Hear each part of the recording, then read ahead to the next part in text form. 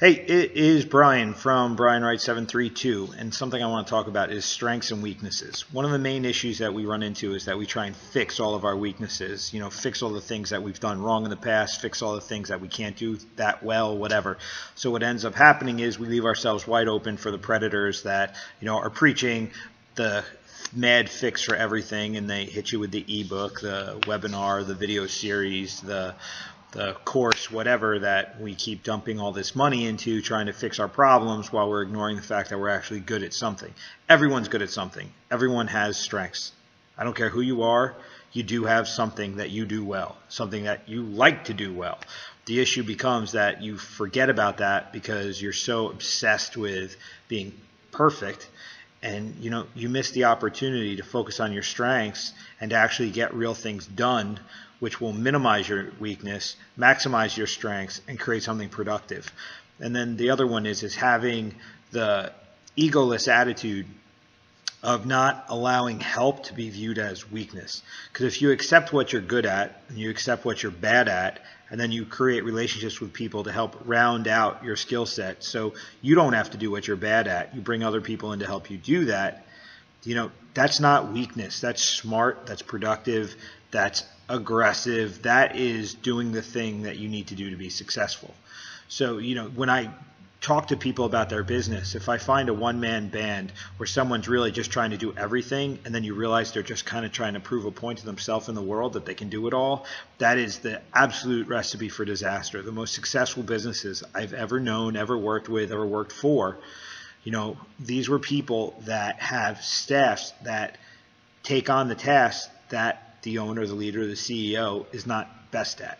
So I have a friend who has a jewelry shop, and they were having problems with trying to attract a different demographic, and they were asking me for advice. And the thing that was the most refreshing aspect was, I was like, okay, so who handles this? Do you do everything? And it was like, no, I actually just do my craft, which is creating this amazing custom jewelry.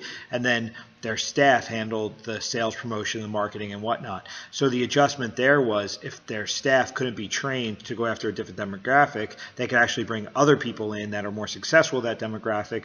So it was just kind of like plug and play to make the business work, instead of the owner being the one where it's like, okay, I'm making it, I'm marketing it, I'm selling it, I'm doing everything. It was like, okay, you have an opportunity to be successful because at least you're focusing on your skills, and then you're going to now add to your mix to create a better marketing strategy to help sell what you're spending most of your time on, which is great. That's the way you really are successful. So trying to fix everything, you're just going to go down the rabbit hole of, that's filled with the predators and the ebooks and the webinars and the nonsense. And you're going to spend a tremendous amount of time trying to fix things that don't necessarily have to be fixed. There are certain things you can work on getting stronger at, but the main thing is whatever you're good at, work on being great at it.